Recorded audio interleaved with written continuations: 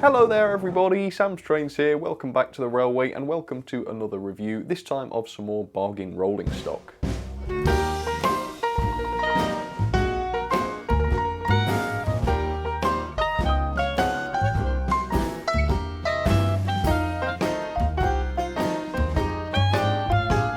So, during one of my last rolling stock reviews, I was saying just how impressed I'd been by Oxford Rail this year and how I really would have to try some more of their rolling stock to find out whether it's all that good. So with that in mind, I have picked up this. It is an Oxford Rail cattle van from the L&ER, and yes, it was a real bargain. Very, very impressed by the price of this. However, I'm not going to tell you the price straight away. I thought what I would do today is give you the prices of other cattle vans available from other manufacturers first for a bit of comparison. So Hornby have a cattle van available, and for some reason theirs is £22.99, that's the RRP, so quite expensive. Bachmann also have cattle vans available, theirs are £18.95, so a bit cheaper than Hornby's but still quite expensive. And then Oxford Rail's cattle van on their website, on the Oxford Diecast website, costs £11.95, so it's significantly cheaper than any other cattle van you can get by a country mile really. And of course, if you get these from Hatton's, you can buy them, you can get them even cheaper still. I bought mine for £10. £10, it's not bad, is it? So if you want to pick one of these up, I'll include a link in the description. At the moment, I don't know what it's like because it's not been out of the box yet, but together we're going to find out right now. So let's get this out and see what it's like. So yes, a piece of rolling stock for just a tenner. Now obviously, yes, some pieces of rolling stock, it's quite usual to pick them up for just a tenner, for example, small open wagons or something like that. But as you can see, well, just through the front of the box really, this is a bit more complex than just a small open wagon. There's actually quite a lot to it. So I'm going to be really curious to see how they've managed to pull this off and what sort of quality we're dealing with here for such a low price. So with that, I will just flip the box over so you can see exactly what this is. There's a little label there which says L&ER cattle wagon, and then you've got the number there which is upside down for me, so I'm not going to even try to say that because it'll probably come out wrong and confuse everybody. But with that, we will get this out. By the way, the box is very, very light, which maybe is a bit of a concern, but then again, it's not an engine, so it's going to be quite a bit lighter than, I suppose, what I'm used to. So let's get this out for the first time then and find out what it's like. Is it going to be any good? I always find myself wondering this with the Oxford rolling stock because it was so cheap. I mean, the railgun, that was incredibly cheap. In fact, the railgun cost me about 5 times the price of this, and it's easily more than 5 times the size. So yeah, this is good value, but it's nothing compared with the railgun, I suppose. But let's get it out and see what it's actually like. Okay, so yeah, it is extremely light, I can tell you that straight away, but that's fair enough, I suppose, provided it runs okay, obviously. So there it is. Yeah, it looks decent, doesn't it? There's, well, on first glance, quite a bit of paintwork going on there. There appears to be a good degree of separately fitted detail. The underframe, look at that, the underframe looks very, very complex. Yeah, this is not just your basic Hornby Railroad-esque rolling stock, is it? This looks pretty cool. So I'm going to show you this up close and we will take a look together at some of the various details. So far, very light, but very impressive besides that. So there it is, the L&ER cattle van up close and personal for you, and I'm quite glad to have this actually because I don't have an awful lot of specific L&ER rolling stock, so this is very, very cool.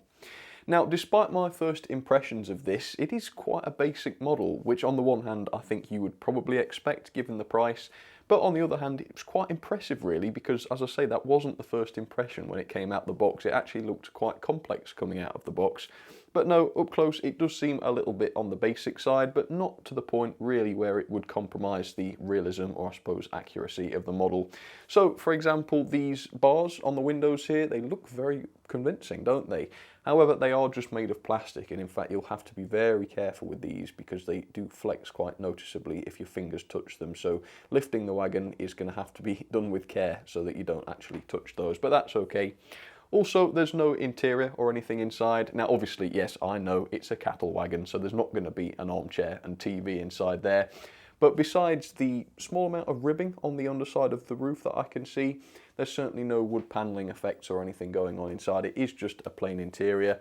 Whether or not you can get inside it to add some cattle or not, I'm not sure, but maybe that will be an adventure for another day.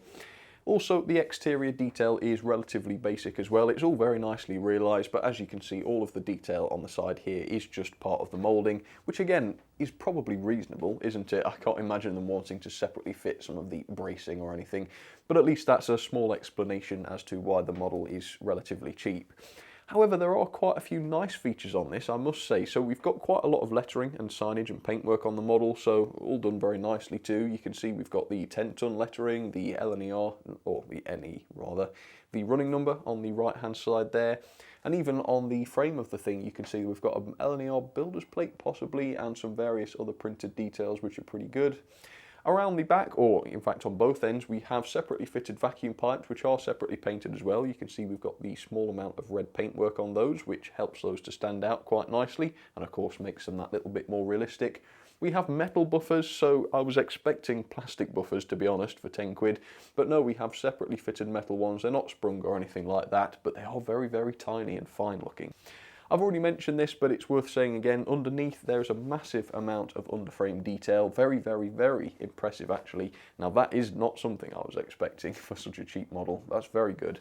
And metal wheels too, of course, which themselves are not cheap things to produce as far as I know. If you buy metal wheels on their own, and I say this quite a lot, they're not that cheap. It does cost quite a bit. So the fact that this comes with a set of metal wheels is pretty good for the money, I would say. Besides that though, I think that's basically it. I suppose it's worth mentioning the roof is a slightly different colour, which again would add a small amount of expense, I suppose. But again, it is quite basic up close, but you have to ask yourself, how closely are you going to look at this thing when it's part of a train? And how good does it look from a bit of a distance? Of course, the answer being very, very impressive indeed. There's plenty of detail on it. There's quite a nice texture to the side, which really gives it the impression of high detail, which is of course what you want on any model railway piece of rolling stock. So for the money, it's absolutely worth it. There's no ultra astonishing features about this. It's just a very modest but very nicely realised cattle van, and it ticks the boxes, doesn't it, I think. So it is quite light though. There is a weight inside which you can see through the windows, for want of a better term, but it's still very light. So is that going to be a problem on a train? Well, let's set it up with a bit of a consist and we will see how that goes.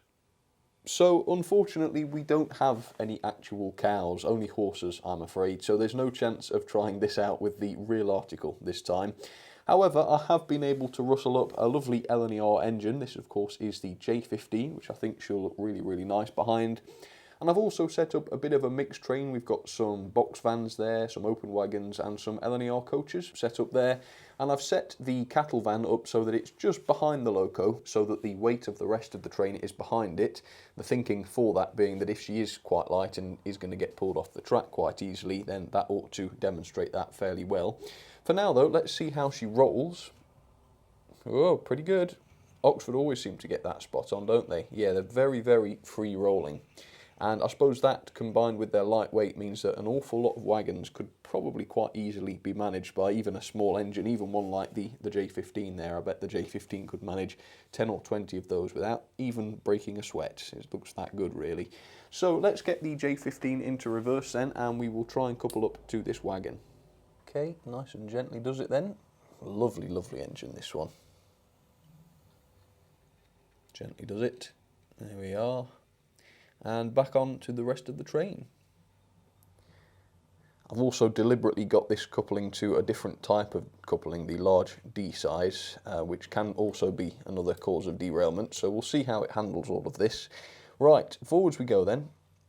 And it does look the part, doesn't it? Now that it's inside a consist. Right, let's speed it up then and get a good look.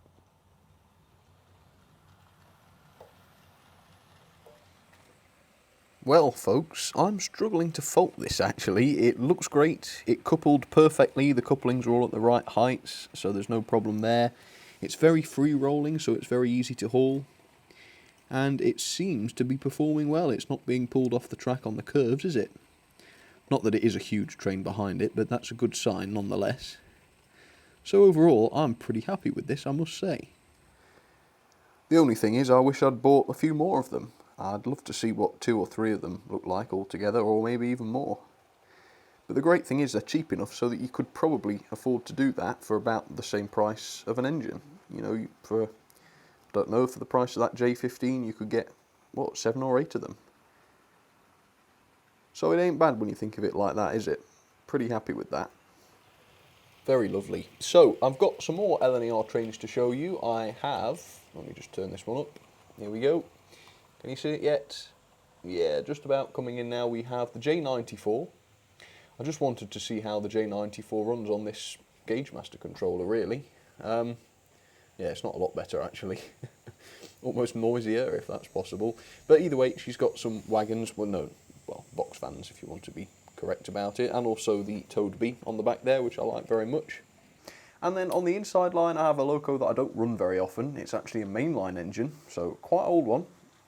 Here it comes. Where is it? There we are. It is the N2 with a couple of LNER coaches. So enjoy the little running session. Let's catch up with our cattle van and see how it's getting on. Oh my word.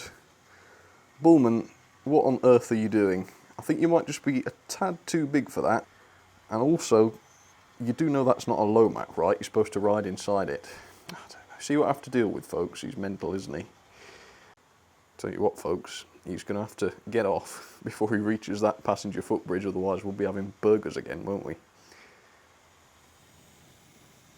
So here are some of my ratings then for the very reasonable, actually, Oxford Rail cattle van. So I've given the level of detail 4-star, I think that's reasonable. There's no absolutely amazing features on this model, but it's more than adequate, I think, for its purpose. The performance, though, can't be faulted. It runs just fine. It is a little bit light, but it turns out that doesn't seem to affect it at all. It runs just as it should, nice and freely too, so that's 5-star. Mechanism, obviously we discount because there ain't one. The quality, I'm going to give this a 3-star. In the middle of the road, it's not great, but it's not terrible either. It is a little bit too light, as I say, and there are some parts of it, the bars across the windows, for example, which would benefit from being made of metal and not plastic because they are a little bit flimsy. And as I say, you do have to be very careful with how you lift the model just to make sure you don't damage those parts. Apart from that though, the livery application, the build quality, all spot on. So not too bad by any means.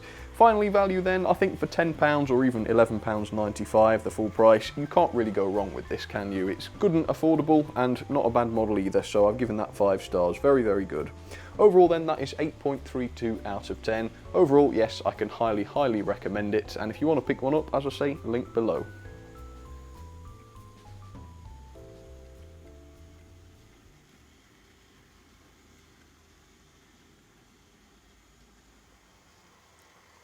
So let me know what you thought, folks. I will put up a poll so that you can rate this out of 5. How many stars would you give this? Overall, for me, it's a solid 4-star. If you think it'd be better or worse than that, do make it known in the poll.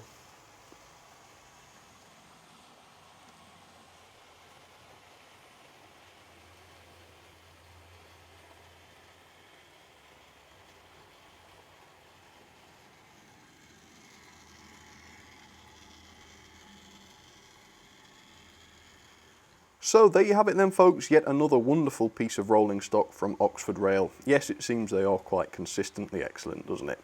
So don't forget to drop me a comment, let me know what you thought, and for now I will end this video and I'll see you next time. Alright, cheers folks, have a great week.